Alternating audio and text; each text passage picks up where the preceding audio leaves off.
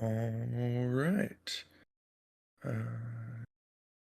Was looking for Sunbear, but I don't see him yet. But we can go ahead and get started, and he should hop up once he gets here. Yeah, he messaged me. Discord on his phone wasn't allowing him to join, you see? So he's hopping on his laptop. Gotcha. Okay. So Sunbear will be with us momentarily, so we'll go ahead and get started. And we will start off with Frisky Fox. Oh, there's Sunbear too. Welcome, Sunbear. Thank you, Bolon. Yeah, so it's been another week. It's crazy how fast time flies. It's actually already February, and I don't even know where January went because there's just been so much going on. But there's quite a few updates. Some of the updates for the blockchain pillar, I'm going to defer to Magnus on, who can speak to them more fully, like notably the RFC, which we currently have up for what to do about the allow list for the chain. It's an exciting time. We're trying to figure out what the best way to allow for like other builders to come and to have them have the ability to build on our chain. And there's a lot of really good ideas that have been put in the talk site, or I guess not a lot, but there's a few good ideas that I saw. I would encourage everyone to go post your ideas because we do need more of those. And also just hearing like the feedback and seeing the votes that have been done so far on some of the ideas we've had. Everything has pros and cons in this state. So basically, we're just trying to find what's the best one for us as a community and as a project. Because we are, of course, on the blockchain and in a world that's like the Web3 world where, there's trustlessness, and trying to have it be more decentralized is very, very important to us. So I'm excited about those, excited to see what people say and think.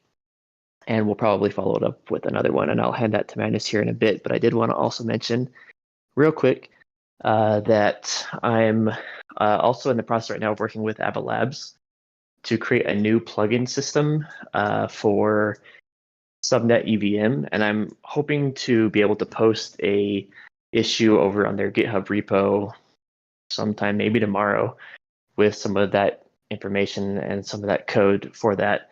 But that's the new direction that we're kind of trying to explore with them at their like recommendation to handle the airdrop for the crystals.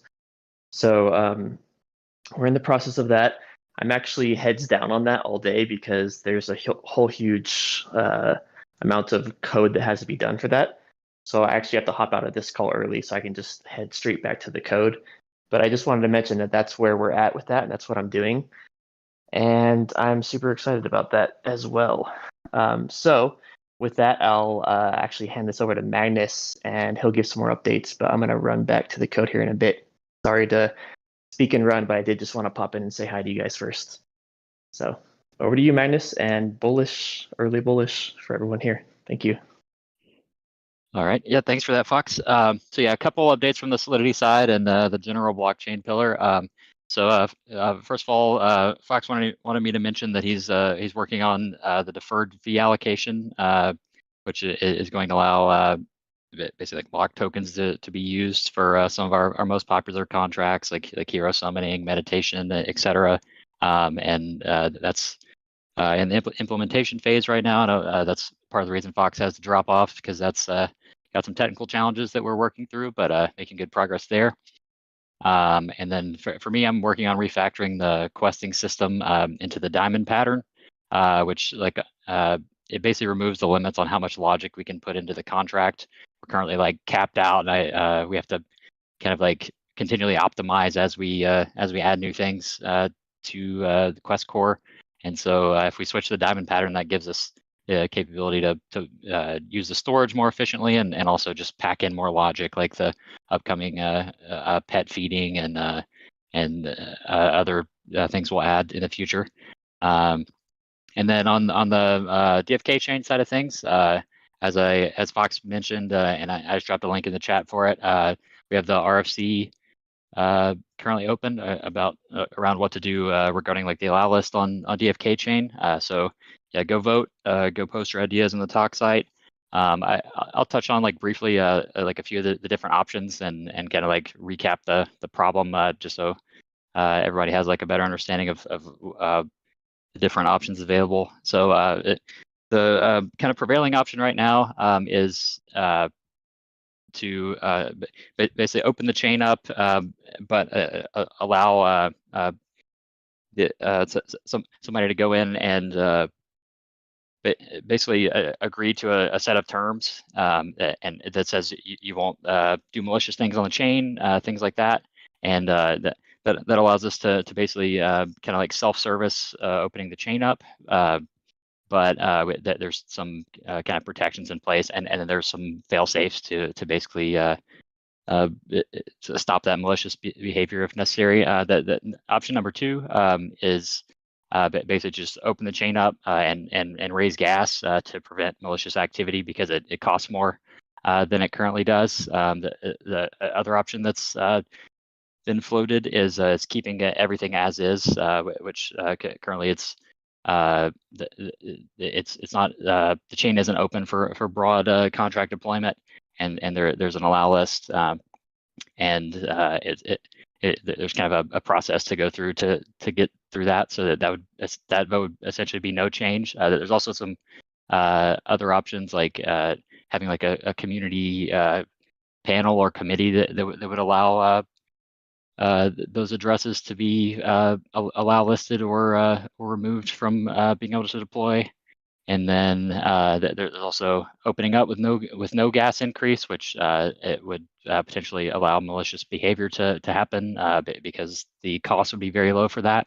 And then the last option is basically like having very tight control over the contract code that can be deployed, and so that would be through a precompile, and so basically the contracts would have to be kind of approved to be used on the chain, and that's like perhaps the most restrictive option currently. So yeah, go check out the talk site for more details on all the pros and cons, but that's like a high level overview of the different things. And I guess the main problem we're trying to prevent is malicious behavior on the chain as we look to open things up. So definitely a lot of nuance there, but we very much appreciate the feedback that's been given so far, and we really want to encourage not only the voting, but also any great ideas you have on the talk site. Feel free to drop those in and kind of encourage some discussion there. So I'll pass that over to the next person now. Very much appreciated, Magnus. Thank you, thank you. Let's go to Dreamer. Cool. Let's see.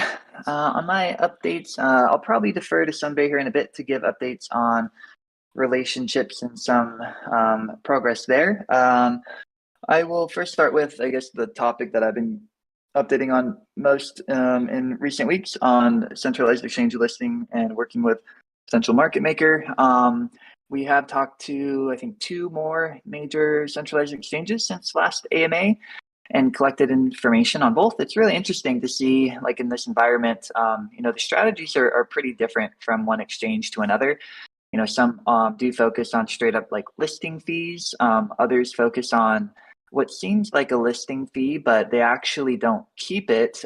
They use it for like marketing purposes or putting it in like a pool for people to stake in. So learning more and more about the different strategies out there. I think that they all have pros and cons. Another thing that we learning is important to some and not others is an official like third-party legal opinion on whether or not the token to list is considered like a straight up security.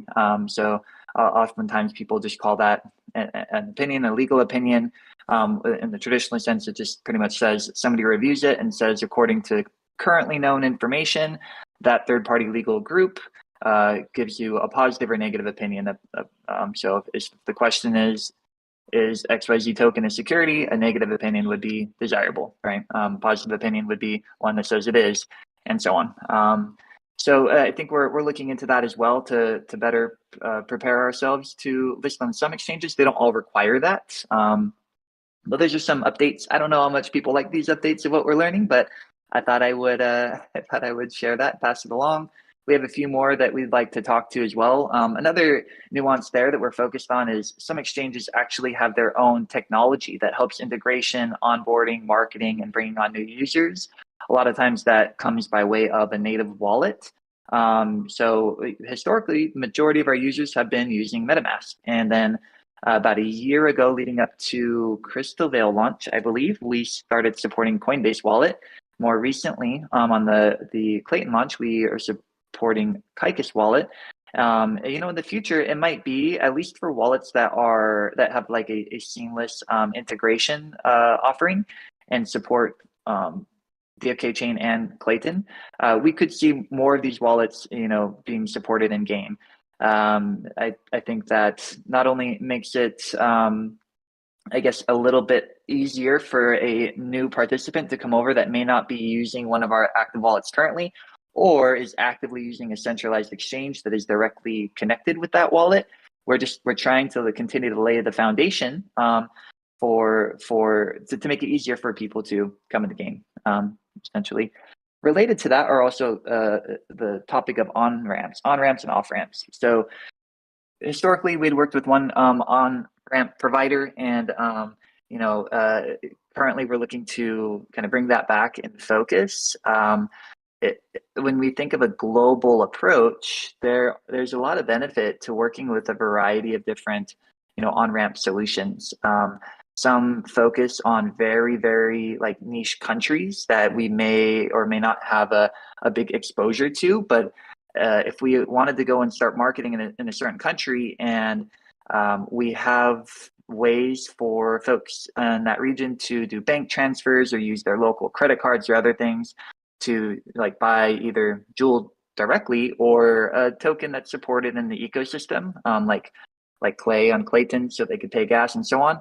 Again, it's lowering those barriers to entry for new players. So in our efforts to build awesome content and to cultivate incredible community and everything, we also want to be making sure we're laying the foundation for others to come in and getting feedback on what would hold somebody back if they saw an ad or if they saw an event or something that says DeFi Kingdoms and they go, the first question they're going to have is, hey, how do I buy Jewel? And right now, you'd have to go through a number of steps to get that. Centralized exchange listing is huge for that. On-ramps are huge for that. Wallet integration, depending, could also contribute to that. So that's that kind of multi-pieced update in one. Let's see. So my next topic will probably lead to others on the build side after. So instead, I'm going to pause and turn it over to Sunbear for some business development and relationship management updates. And then I'll have a few more things before I pass it back to you, Bolon. Thank you, Dreamer. I just want to say, as a business development group, we not only focus on what Dreamer's talking about, like decreasing those barriers, but in conjunction with that, we really want to work with partners who are really willing to help us reach into those regions that don't know us as well, so that they can learn about us and connect with us, not only decrease those barriers, but increase that user base and excitement. And so lots of neat marketing efforts happening with our business development efforts as well. And a couple exciting things that I would like to talk about related to that. One partnership that we see as we've connected with Clayton and gotten to know that ecosystem that we're really excited about, that we've been talking with for a while, but have gotten to the point where we're really making with them specific marketing efforts for South Korea and Southeast Asia, is Play One Games. So we'd like to first announce our official partnership with Play One Games. They know the ecosystem in Clayton and South Korea ecosystems very well. Dreamer and I had a recent meeting with them where they really spent some good quality time with us live, brainstorming what it is that we need to do in this region to really reach out and connect with South Korea. So excited about that. Our marketing teams will be working together very soon, and you'll hear more about that official partnership and see them pop up in the game as well. A couple other things. Another one I'm excited about that we've been working on for quite a while. As you know, we're close partners with Rome Blockchain Labs, RBL. and do some good work with them. And since then, they've really connected with Clayton as well. And but one thing they've worked on for quite a while is creating some price feed information for the trader. You go into the trader now, there's extensive decks, there's lots there that can be utilized, but you don't necessarily have some of that historical data for those prices. And so we are going to be implementing in the next few weeks that data feed, so that you can choose to have those charts pop up right there in the trader to give you more information when you're making those trades. So very excited about that ongoing partnership and development. Another one that we've been working on for a while, and as you know, we want to bring to you, our players, our users, as many tools that could be helpful for you in your process. And so, as we did over a year ago, we ran a bounty for some tools to help us with like tax and transaction history reports and everything. We actually have been talking with a group called BlockPit, who are one of the main innovators in this space, creating tax reports and transaction history reports for people to use in many countries and many more to come. We are announcing today our official partnership with them that will be launched here within the next month. You'll see them in the Archivist. You'll see that they are offering discounts for folks that enter into their system through the Archivist. So they're really trying to help our community out in that way. So they're going to be doing a 10% discount for their services. And really, if you're looking for a kind of a one-stop shop to help you collect all that transaction information to help you with your tax process, they're a very good solution. So excited about that. They are working hard right now to make sure that all the historical price data is in place, so they can pull that from all 3 chains that we've been active on in the last year. So that will be able to go live as soon as it is. We'll be having it in the game so you can access them, but they're talking early March to have all of that in place and ready to go. They also will be doing a fee sharing agreement for their premium services with DFK, and so they're feeding back into the ecosystem, not just supporting, but also feeding some of that revenue back into the ecosystem. So excited about that partnership. More to come on that. We want to make sure that you can get to know them and learn how they're approaching everything and what their services are. So I'm sure we'll be doing some kind of chaos cast with them or AMA space or something like that to help you get to know them and see if they would be a helpful solution for you in the future.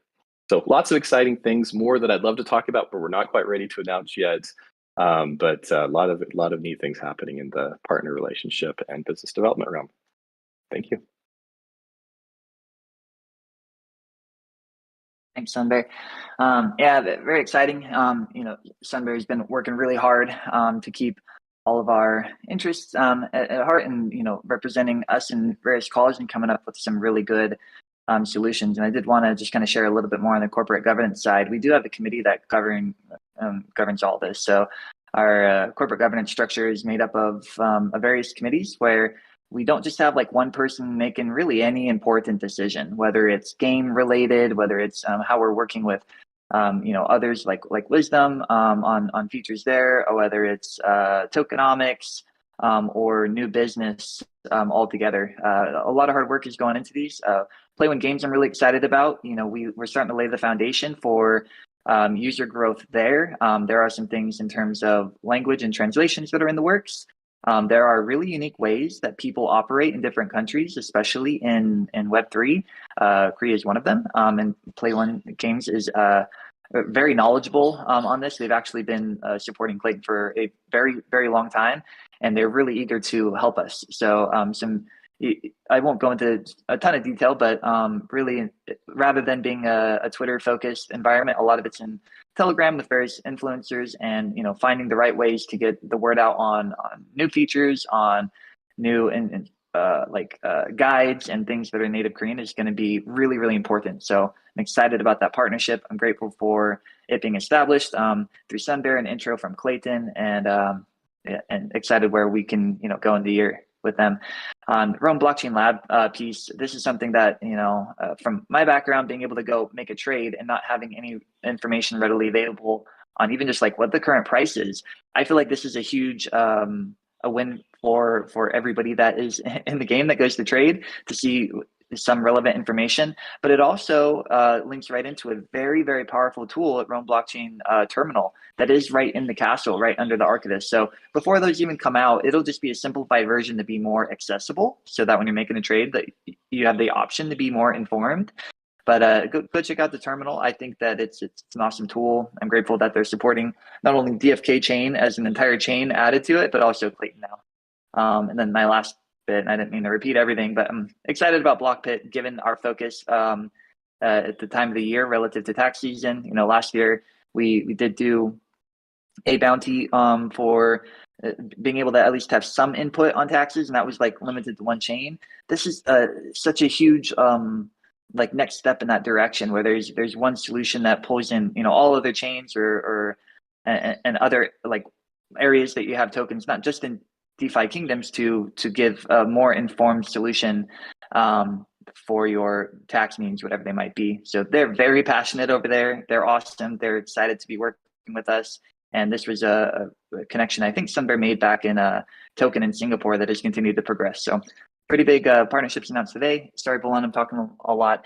My last comment is one that Fox probably would have wanted to go over, but as he mentioned, he was hopping for some items that he's focused on. This is an upcoming feature that we've hinted to earlier this year. Mid last year. I keep doing that. February already. I got to realize it's in a year. But yeah, so we've talked about locked token utility in the past. That concept has been evolving a bit, especially as we get closer to the scheduled unlocking of Crystal. Token burns are really important, and we did identify the hero burn through dark summoning, and excited about that. We've upped burning throughout the whole system, essentially, from the normal fee distribution and others, but we wanted to beef that up further. So rather than talking about like locked token utility, I think we're going to refer to this as like deferred payments for game features, because we want to avoid like the perception of like spending locked tokens or locked token utility, because what we're really doing is considering a way to use tokens that are not currently in circulation. It's a promise of them being delivered to a wallet at some point in the future, being able to burn a portion of those, and then also set aside a portion for whatever the fees would have been to be collected at a later date. So this is really like a deferred structure that, in order to get access to it, requires a burning of some of those locked tokens. These features are getting very close to come out, and I just wanted to revisit it. That I don't know if we have an exact date or if we've announced anything there, but it is currently in focus and production. And I'm excited to have that piece. But in addition to what we mentioned in the past, where essentially various features in the game, you'll look at the liquid token price and essentially times that by 4, and that would be the overall like locked token amount to get access to that. So if I had a summon that would cost, I'll just say 50 game tokens, I could choose to spend 50 liquid, or I could choose to spend 50 times 4, 200 locked. Today, 75% of that will be burned completely. The original, like 25% of that total, or just the original fees, will be distributed to the normal distribution when they unlock. So that's where that deferred fee term is coming in. So that's really exciting. That's kind of what we've been planning before and kicking around the idea, but it is approved in tokenomics. It's in production. In addition to that, we are looking to introduce a token burn reward system. Now, we might end up branding this or marketing it a little bit different. Essentially, there are some things in game that will be able to use that lock token deferred payment option openly, but there are other parts of the game like summoning where it'll be a bit limited. There will be a cooldown and everything, so that it doesn't overly impact the supply and economy of heroes. So we wanted to think about other ways that people could contribute to burning tokens if they wanted to, and that's where this token burn reward system came in. It'll operate similar to kind of other raffles and things we've seen. I'll actually not give too many more details on that. Hubert's going to go over it. He spent a lot of time designing it and working with the tokenomics committee there. But the gist of it is there will be a reward system where you can burn either lock tokens or liquid tokens at the chance of certain rewards. So more to come on that later in this AMA when it gets over to Hubert. But I've talked enough, Bolon. Back over to you. No worries. Appreciate it, both Dreamer and Sunbear. I did want to add two quick comments. The first one for Beetle Dude is in production is meaning in progress and being produced, not in the production site. It's not being launched.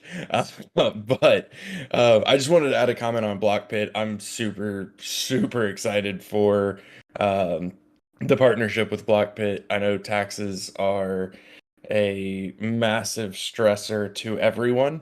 So really excited to have an offering for people that can help with that.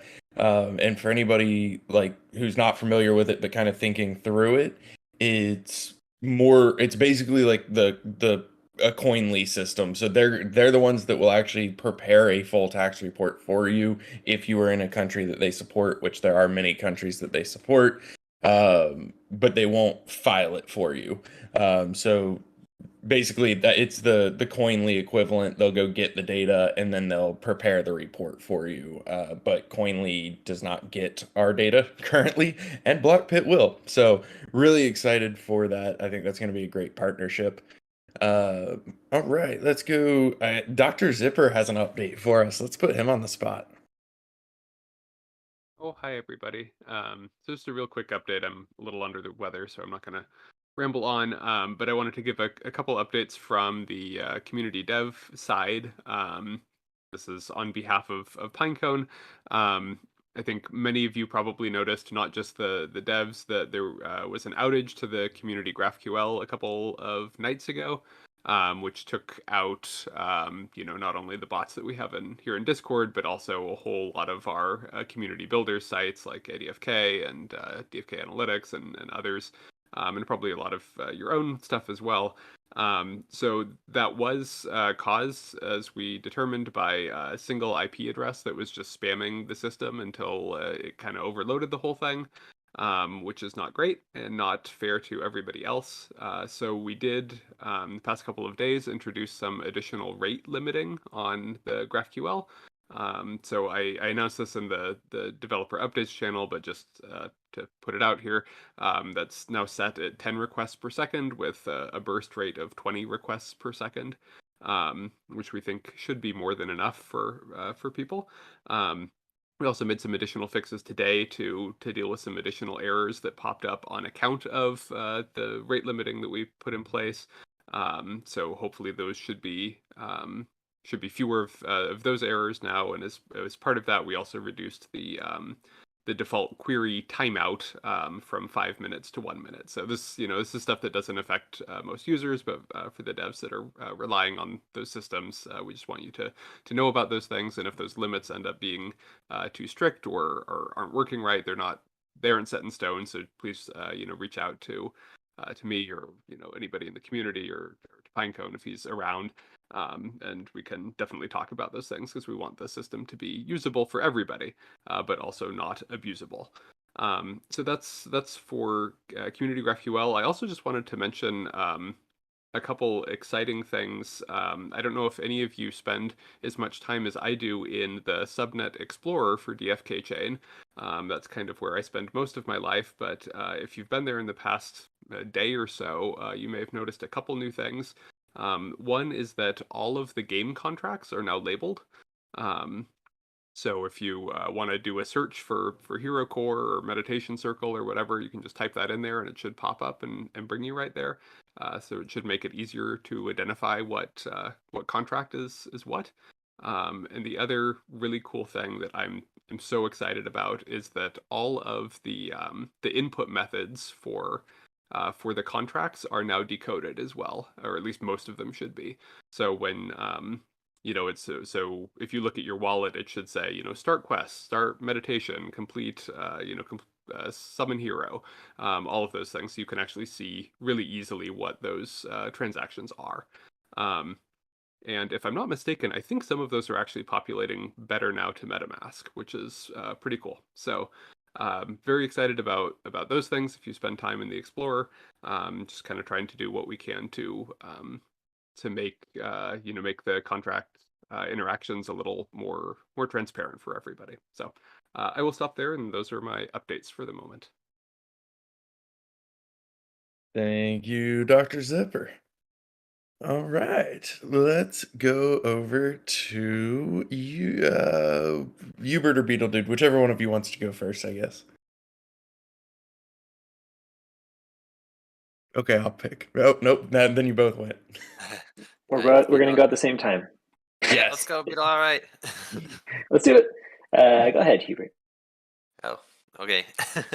Let's see. So I guess I'll just continue off from where what Dreamer kind of alluded to on the deferred token raffle. So that is going to work kind of similar to the raffles that you're used to with the duels raffle system, with the raffle tickets, except for you would be using either unlocked or locked power tokens for it. Initially, it's going to be launching only on Crystal Vale, and we will be moving that to Sarandale a bit later. And things you can kind of expect to see there. The plan is to have 10 concurrent raffles that run on a 26-hour timer. And those ones will have kind of the same kind of level of rewards as you're kind of used to seeing as well in the dual system, though it's not gonna be outputting the same degree of each of them, but still you can potentially run into some greater enhancement stones or greater attunement crystals and various other things like eggs and the lower level of those stones and crystals and a few other things, and we may add more to that down the road.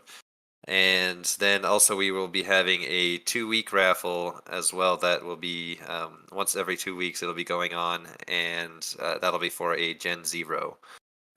So those will be both things that will be operating concurrently, and then we have let's see, I think other than that, there's one other point I wanted to mention, and now I'm forgetting what it was. But yeah, I remember. It's so the one thing we're going to do about it, just to kind of disincentivize waiting until the last minute on that, is it's going to have a system where the cost per ticket will be increasing over time. It increases in steps.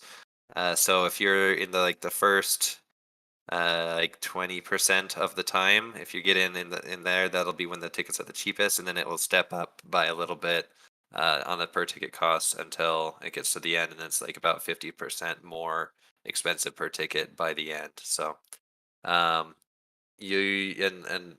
Dreamer mentioned, that will be, you could use either locked tokens or unlocked tokens at the same rate to be able to enter into that and into any of those. And yeah, that's kind of the plan there. So that is that. I guess as far as just other updates I have, continuing to work closely with Wisdom on the PvP system. There's still a lot more to go, but we went through a couple more classes this week, and so I think we were ready for another juicy alpha drop next week, and also just continuing to develop some things. I think there were some questions about some stuff coming up, so I'll not go into too many details here. And then also just continuing to work towards getting some of our major features ready to go. Those being like the level 10 profession quests and pet utility, and also the tournament system as well are things that I'm focused on. So I guess over to you, Beetle. Awesome, thank you, Hubert. That's a lot of great stuff. I mentioned in the voice list that I just wanted you to go first so you could have a break while I talk before you have to answer every single AMA question that comes up. So thanks. You're welcome.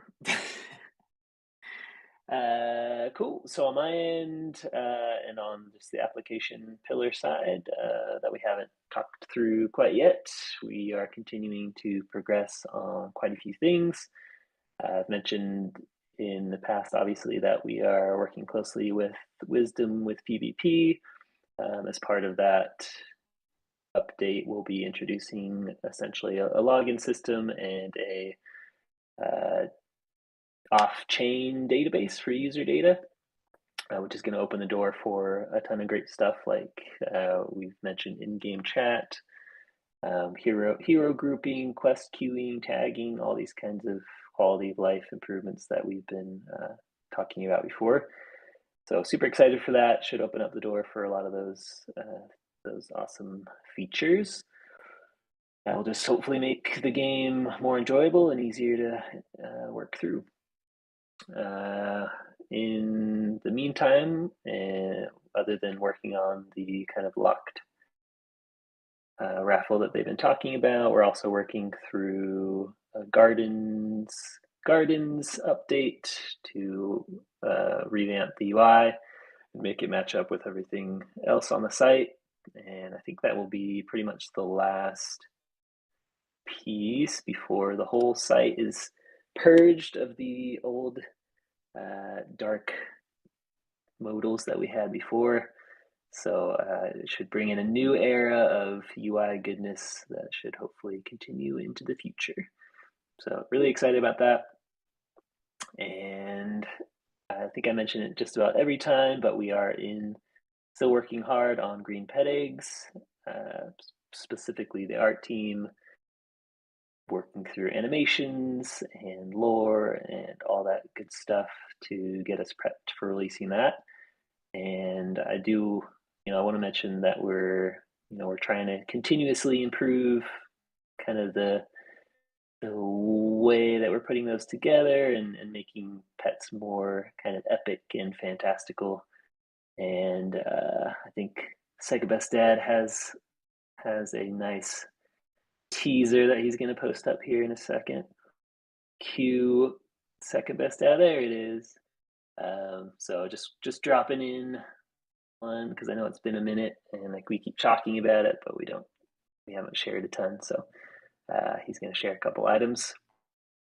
So this is the garden sprite, and it's kind of a class of pet that will be, these anthropomorphic. They're not, I guess that's maybe the right term for it, but vegetables and other fruits, I suppose, as well. That will be kind of cute little pets, and we're super excited. There's a ton more above and beyond that are coming with it, but that's one of my favorites is the little fruits and vegetables. So hopefully y'all enjoy that as well. And I think that might be just about all for now on my side. Just a ton of great stuff that we're continuing to push forward on, and obviously excited to keep releasing that. We just released Power Ups, and I think that went really well, and a lot of great large features that we'll be bringing to you. That's it from me. Thank you, Dude of Beetle. All right, let's start with some Hubert questions. Yay! So we have a couple of holdover from last week, so we're going to knock those out first, and then we'll keep going into the newer stuff that was submitted this week. So the first one is, can we get a general vision for each stat when it comes to combat?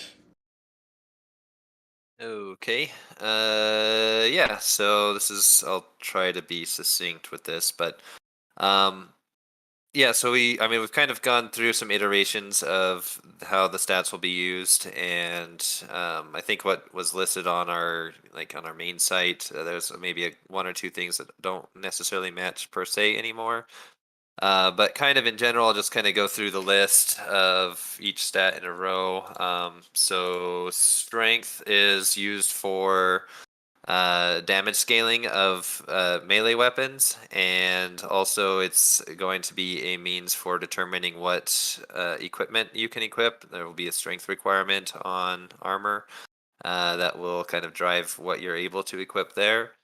The dexterity stat will work as a damage modifier for more ranged type weapons. But it also is a key component to weapon accuracy and also spell accuracy as well. So that's going to be kind of your accuracy trait and your more finesse related stuff. Oh, and also it does play into blocking as well. So that's what Dex is used for. And then the next one would be agility. So that's tied to your initiative. It's kind of the main initiative stat, and also is tied to your evasion capabilities as well. And then there may be some abilities on some classes, and I guess in general with all of these stats, there may be abilities in that some classes have that utilize those stats in their own way, as you've already seen some of that with some of the alpha that's been dropped already. Vitality is used largely. You already have been using it for its major purpose, which is for HP generation. But it also will play a role in recovery from status effects. So I'll just leave it at that for now.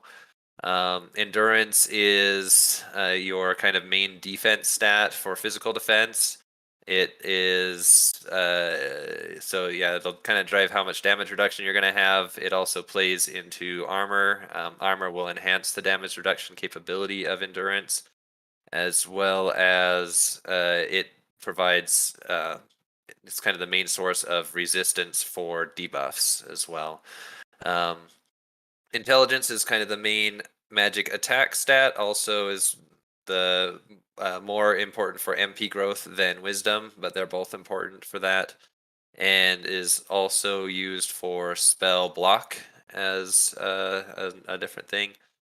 I think, or was that evasion? It's one of the two, spell block or spell evasion.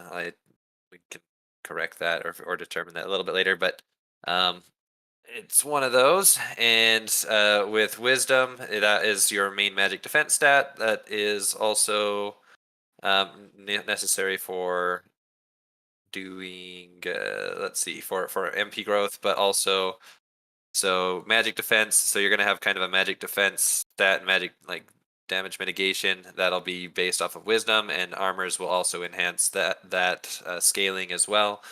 And it, plays into other abilities and is used for one of the two, either spell block or spell evasion. And I'm getting mixed up which one is which, but each of those kind of play into one or the other. I think it's spell evasion, but I don't know. Anyway, I'll double check that and maybe in a second be able to re-answer. And then luck is tied to a lot of different things. It kind of plays into a lot of the things that already mentioned, like blocking and evasion, and some other things about like resistances and whatnot. Luck kind of has a little bit of a play in everything, as well as it's used for critical hits, and will also have a role in like increasing drop rates for rarer items and whatnot as well. So that's not necessarily directly related to combat, but it is kind of a factor there as well. So yeah, that's kind of a big general overview of all of that. And I'm going to try to look and see which one was which on the evasion versus blocking. Nice. Yeah, I think that might have been even more info than they were hoping to get, but I love it, and I am confident so does our community. So I am all for it. Yeah, I also hope somebody wrote it down because I didn't. Pretty sure Wowie did. All right, so I know you're checking block versus evasion, so I'm gonna go ahead and hit you with another question while you're at it. Examples of pet benefits in combat. Are they just gonna give stat boosts, or will there be augmentations based on elements like a +5 fire damage for having a fire pet kind of thing? Yeah, so I guess real quick before I answer that question, I did double check. So yeah, I keep forgetting. So evasion is actually just evasion. So agility ties into that for both spell and physical. Spell block was tied to intelligence, and one thing I didn't mention about wisdom is wisdom's also the scalar for magic healing. Um, and yeah, also wisdom does play into magic accuracy as well. So a couple other things I forgot to mention. So yep, and then so back to answer the question as far as like pet bonuses go. We are still a bit early on that, so I don't want to say too much, but I guess just you can kind of expect kind of similar things to what you see with the traits of on the heroes, where you might be able to get like resistance bonuses or damage bonuses or different things of that nature, just kind of as abilities that come from your pets, and then the different star levels will kind of determine the scale at which you're going to get out of that. But yeah, we're still pretty early on. We haven't spent much time on the pet bonuses at this point. We're more focused on just getting the hero abilities and basic equipment put together. So that's about all I can say on that right now. Thank you, thank you. Let's see. Next question is, do we have another Wisdom AMA planned? I am in the process of planning a Wisdom AMA. So yes, there will be one coming. No, I don't have a date to give you right now. On that subject, is it safe to say this one hero skill tree a week pace will continue, or will there be more? Hubert, feel free to jump in. I would just say, A, don't ruin all my fun, and B, yes, we do plan to continue dropping each week. The exact pace of that, we'll see what happens. Hubert, anything you wanted to add? No, I think that answered it pretty well for now. All right. Another question for you. Any further detail on Fate, the combat mechanic? I will add, Workhorse did drop a blog post about it, so if you want to just defer to that, you can. But Yeah, maybe so. I think one thing I'll note about Fate is I think it showed up in some of the more recent alpha drops for one of the classes.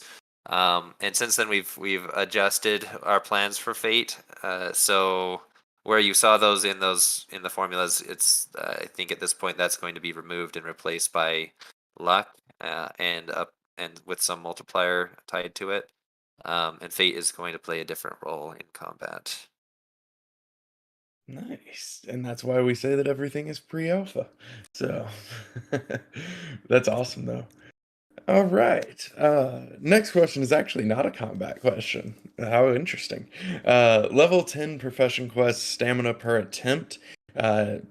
Is the plan for level 10 profession quests to have the same stamina per attempt cost of 5 if you have the profession, 7 if you don't, like level zeros, or are we looking at something different? And there's a follow-up question of, would making the stamina per attempt higher, which means you have less possible attempts, would that provide an opportunity to reduce the computation requirements? Let's see. So I guess yeah. First off, the plan for the level 10s is to not change the stamina requirements. That's not to say that further down the road, profession quests won't change. So I think definitely leaving the door open for that to be different in the future. But at least for these most recent ones that are coming out, there's not going to be a change there.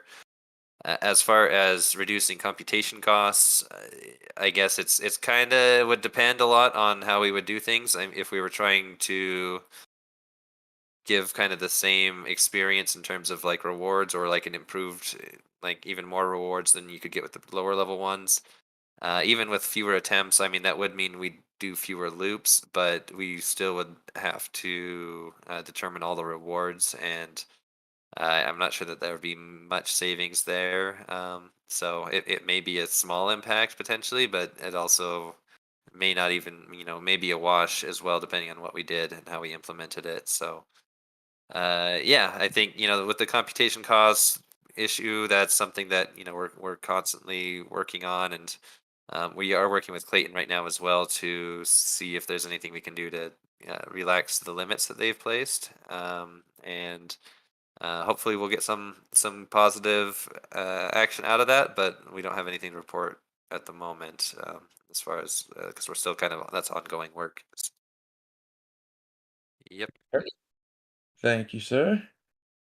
Let's see. Multiple sets of locking jewel at the jeweler.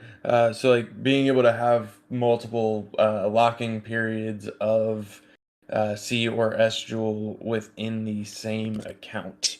I know it's something that we talked about a little bit when we first launched C jewel, but if we could at least recap why it's only one. I think kind of the we did mention this or did talk to this in the past. Trying to remember back, I think our answer then, hopefully I'm repeating it, is that we wanted to keep the system as kind of streamlined and simple as possible, considering this is something where people are tucking away their jewel. We want to make sure that it was as exploit free as it could be, and as understandable as it could be. So. We did discuss the possibility of having multiple threads of different locking periods, but ultimately decided it was too complex and didn't want to risk there being bugs with it. So that was, I think, kind of the main thing. So yeah, at the moment, your options are essentially just to use multiple wallets to have different locking times.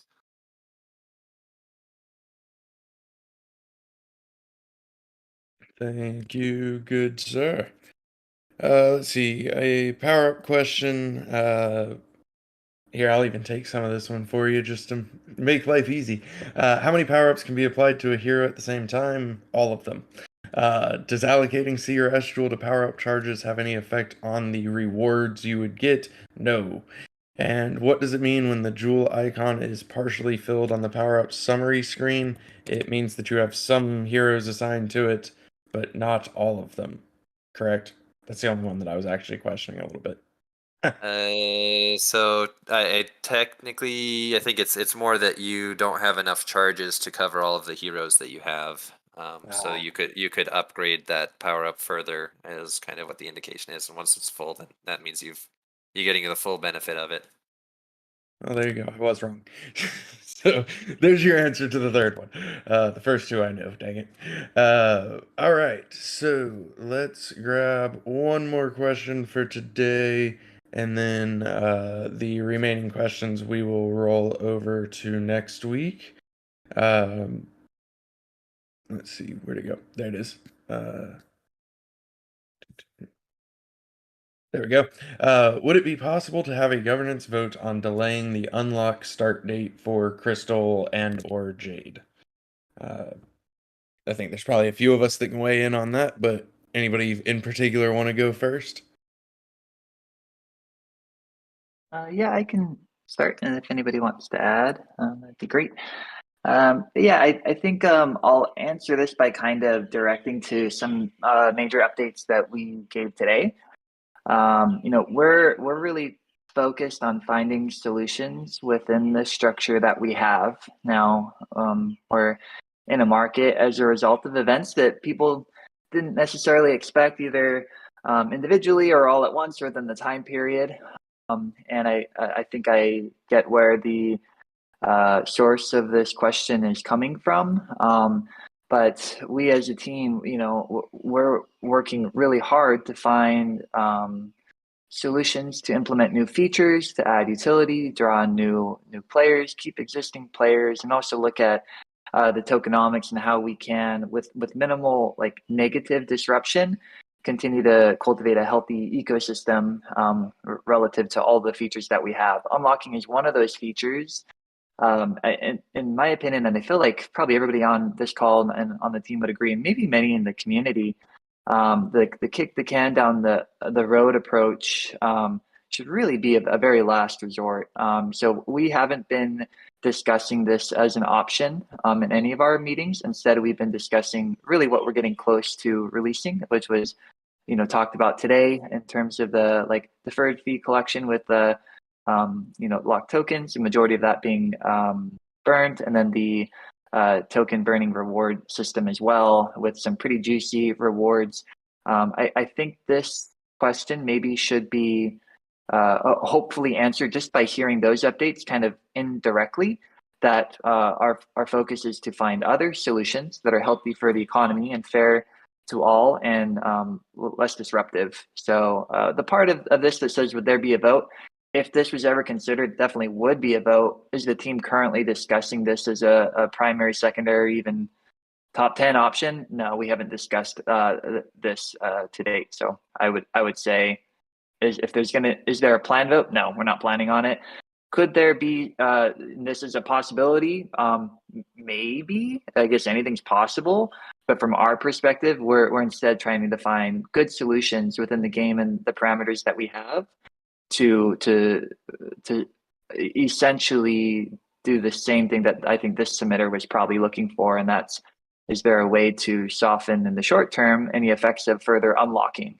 And there are more like long-term beneficial ways to do it than just move the dates further, because then it doesn't fix the problem, right? So probably longer update than I thought I was going to give, but anybody want to add to that? Seems like no. Over to you, Bull. Awesome. Yeah, no, I think that was a good summary of it. Perfect. Well, with that, we are going to wrap up for today. We will carry those last few questions over to next week and snag them there. So before we wrap up, does anybody have any last comments? We won't go around today just to save time, but if anybody has anything they want to throw out there, now's the time.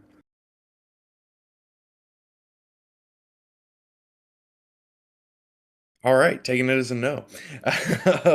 Well, as always, appreciate everybody on the stage and in the audience. Thank you so much for tuning in for our AMA, and then we can go to Dreamer to sign us off. Cool. I feel like I talked a lot this AMA, so I'm gonna limit my comments, but I did just want to give a shout out to everybody that was involved on the power up system. I haven't been able to join full AMAs for the last couple of weeks, but I did just want to give massive credit and kudos. I'm really excited about the system. We saw it launch, and it does seem like it was well received. Launched with only two power ups, pretty awesome power ups, but really sky's the limit here. So if we look back mid last year, when we were faced with an incident that affected our roadmap, affected all of our priorities and other things, we had an opportunity to just kind of crumble or pivot and find ways to make things better. And I feel like we've had a number of milestones that would show that we're quote unquote better off after that event. I'm not saying that we're better off working with certain people instead of others, but just that if you look at the project, we will continue to find ways to take maybe what would feel like initially a bad or negative event and find ways to make it be good for the overall ecosystem. So Jule's utility is different than it was a year ago, but I personally am really liking how this is progressing, and the power ups being linked to Jewel, and the game tokens having their rich utility that are going to probably be massively impacted by a lot of combat and other game related features. I just wanted to give people credit for the system that was very well designed, and appreciate the community's patience and support, and really trusting the long-term vision to build not only the platform and ecosystem, but the features that are coming kind of one by one, which I have a lot of confidence in and hope for. So kudos to everybody involved, and thank you to the community for that being well received, and stay tuned for more exciting power ups. With that, I won't really rehash or repeat anything that's gone on in this AMA, but hopefully this has been informative for everybody. If you liked things that you heard, please do share it with others, and we'll continue to work as a group to get the word out there, build an awesome product, and hopefully show the community in this transparency how much we really appreciate all of your support. So Hopefully everybody else is as well, but I and the team here are all bullish. Bullish. Bullish. Bullish. Bullish.